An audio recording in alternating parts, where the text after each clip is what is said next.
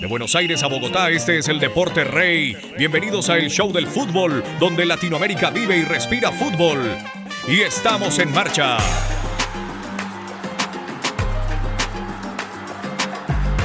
Creo que cualquiera que sigue de cerca el fútbol en América Latina vive en una contradicción constante, ¿no? Totalmente.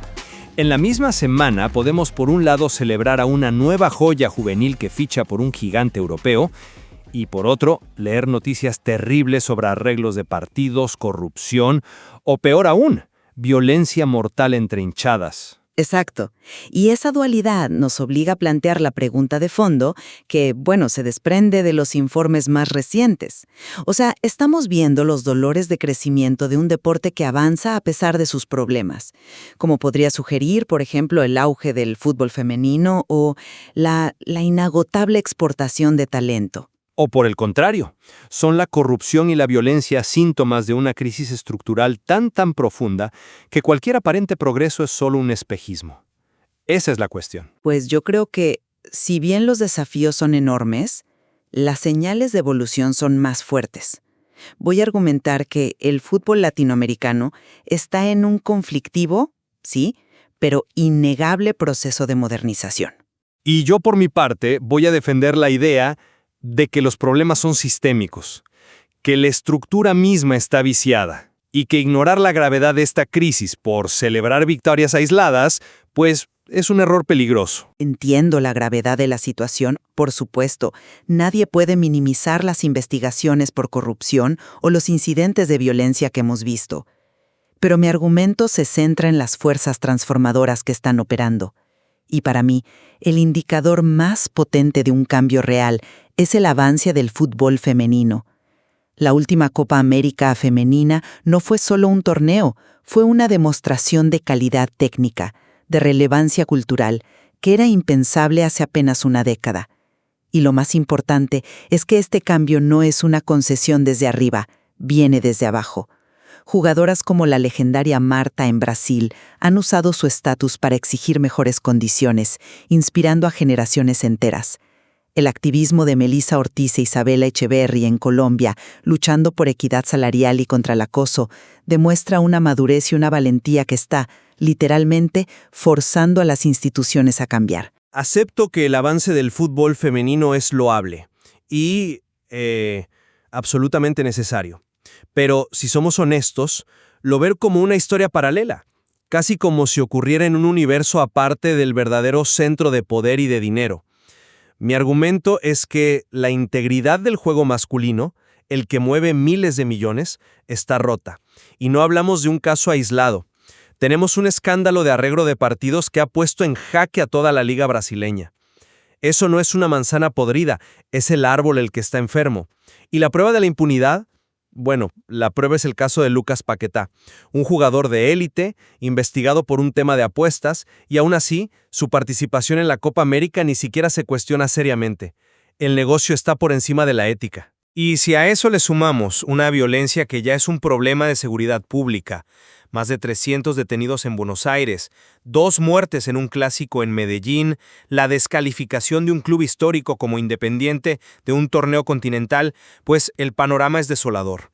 Cuando la competencia no es limpia y los estadios no son seguros, ¿de qué progreso estamos hablando realmente? A ver, es que yo veo esos mismos hechos sobre la corrupción y la verdad los interpreto de una forma radicalmente distinta.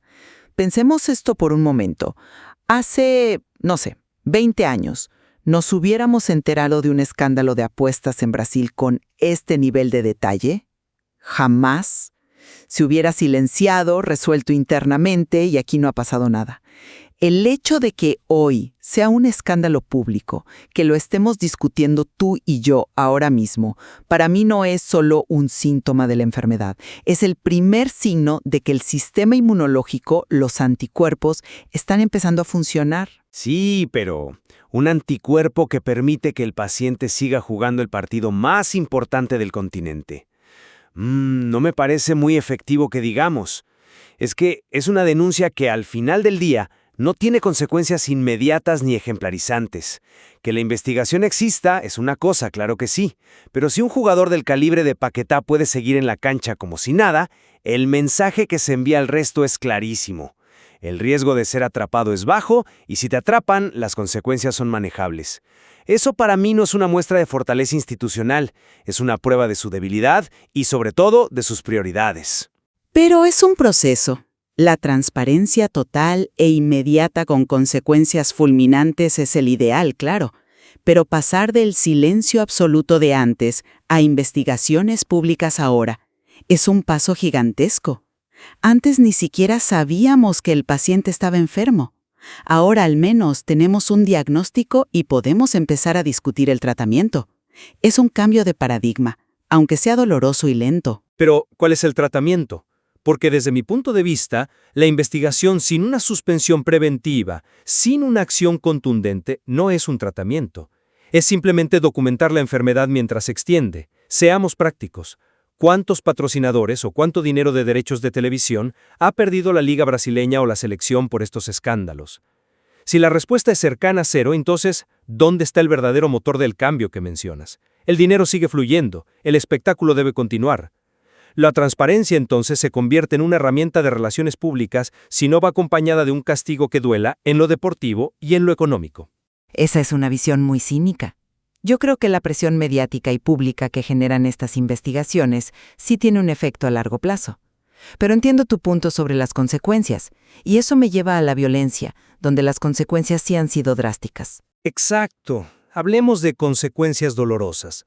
La transparencia no le sirve de nada a los familiares de los 2 hinchas que murieron en Medellín. Esa violencia es el problema real, el que no se soluciona con comunicados de prensa. La situación es crítica. La descalificación de Independiente de la Copa Sudamericana no es un castigo más. Es la Conmebol, la máxima autoridad continental, admitiendo públicamente: no puedo garantizar la seguridad en los partidos de este club. Mis protocolos han fracasado. Eso es, por definición, un fracaso estructural. No es un incidente, es el sistema reconociendo su propia impotencia. De acuerdo.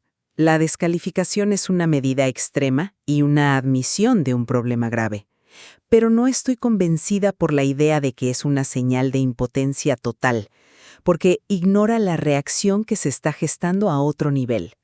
La alianza estratégica que firmaron FIFPro, que es el Sindicato Mundial de Jugadores, y la propia Conmebol para combatir la violencia y la discriminación, es precisamente una respuesta a nivel estructural. No es solo una sanción reactiva a un club, es un intento proactivo de largo alcance para cambiar la cultura desde adentro.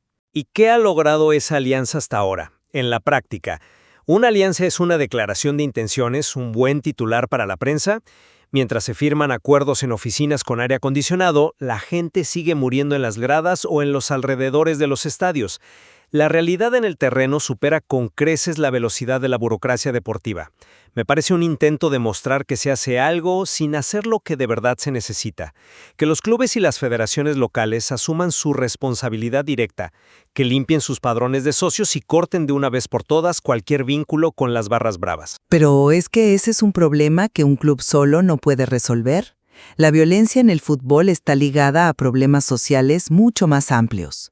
Por eso una alianza entre la Confederación Continental y el Sindicato de Jugadores es el enfoque correcto. Se necesita una estrategia regional, compartir buenas prácticas, establecer protocolos unificados, educar a los jugadores para que sean parte de la solución. Querer que un solo club solucione un problema que es transnacional es, francamente, ingenuo. Se está abordando el sistema, no solo el incidente. Yo no digo que sea fácil. Digo que las soluciones que se proponen son cosméticas. La responsabilidad final debe ser local. Y mientras esas estructuras de poder locales, en los clubes, en las federaciones, sigan intactas y a menudo cómplices por acción u omisión, ninguna alianza global va a cambiar la realidad de un clásico en Medellín o Buenos Aires.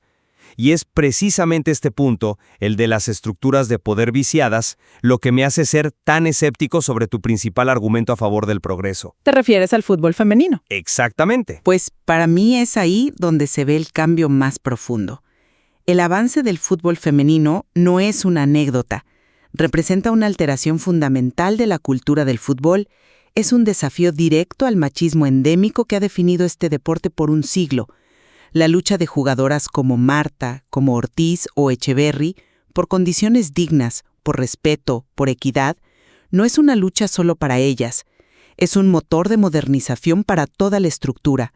Están obligando a federaciones opacas y arcaicas a ser más transparentes, más justas y más profesionales. Su impacto va mucho más allá de su propia disciplina. El argumento es elocuente y el valor de su lucha es innegable.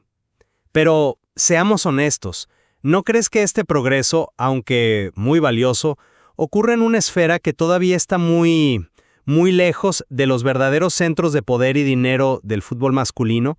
Los problemas de corrupción, de apuestas, de violencia, están profundamente arraigados en esas estructuras de poder masculinas que han operado de la misma manera durante décadas y que permanecen en gran medida intactas. Celebrar los avances del fútbol femenino mientras el masculino sigue plagado de esos vicios sistémicos es, en cierto modo, no ver el problema principal. Es como aplaudir que se ha pintado la fachada de un edificio cuyos cimientos están desmoronando. Considero que esa es una visión demasiado estática. Las estructuras de poder no son monolitos impenetrables. La presión que ejerce un fútbol femenino cada vez más popular, con más audiencia, con más atención mediática, eventualmente obliga a esas estructuras masculinas a rendir cuentas, aunque sea lentamente. No son esferas completamente separadas, son parte del mismo ecosistema deportivo. Cuando las jugadoras exigen transparencia en los contratos de la selección femenina, crean un precedente que luego puede ser usado para exigir lo mismo en la masculina. Cuando exigen protocolos contra el acoso, exponen la necesidad de modernizar la gobernanza de toda la federación. No es pintar la fachada, es empezar a reparar el edificio habitación por habitación, y esa presión, créeme, eventualmente llega a los cimientos. ¿Pero llega de verdad? ¿O simplemente se les da lo suficiente para que la historia positiva continúe mientras el verdadero negocio sigue como siempre? El poder real, el de los derechos de televisión, los grandes patrocinios, las decisiones políticas, la corrupción que lo acompaña, ese poder no ha sido desafiado aún por este movimiento. ¿El fútbol femenino está creciendo? Sí, pero lo hace en los márgenes del poder, no en su centro. Es una narrativa de progreso muy conveniente que permite a los directivos desviar la atención de la crisis fundamental que no quieren o no pueden resolver. Es al final una coartada perfecta. En resumen, mi posición es que los desafíos son innegables y extremadamente graves, sí, pero no son la imagen completa ni definen el destino del deporte. Las respuestas institucionales que están comenzando a surgir, como las investigaciones públicas o las alianzas estratégicas, la fuerza transformadora e imparable del fútbol femenino y la inagotable producción de talento de clase mundial, demuestran que el sistema no está en un declive terminal. Está en un proceso de evolución complejo, conflictivo, está luchando por modernizarse y superar sus propios demonios. Y esa lucha, aunque dolorosa, es un signo de vida, no de muerte. Por mi parte, concluyo que, aunque el talento y la pasión siguen siendo el motor inagotable del fútbol en la región, estos operan dentro de un sistema cuya integridad está, a mi juicio, severamente comprometida. La corrupción y una cultura de violencia normalizada son enfermedades que las instituciones, hasta ahora, no han podido o no han querido erradicar con la contundencia necesaria. Y hasta que no se aborden de manera efectiva estos problemas fundamentales en el núcleo del poder, cualquier otro avance, por loable que sea, permanecerá en una posición precaria y, en última instancia, marginal. Esta discusión demuestra que la situación actual del fútbol latinoamericano es profundamente ambigua. Los mismos hechos, los mismos informes, nos permiten construir tanto una narrativa coherente de una crisis estructural como una de un progreso resiliente. Queda claro que estas dos fuerzas, la reforma luchando contra la corrupción, el crecimiento contra la violencia y el estancamiento, están en una tensión constante. Cómo se resuelve este conflicto, qué narrativa termine imponiéndose en la realidad, definirá sin duda el futuro del deporte en nuestra región. Hay mucho más que explorar y analizar en el material,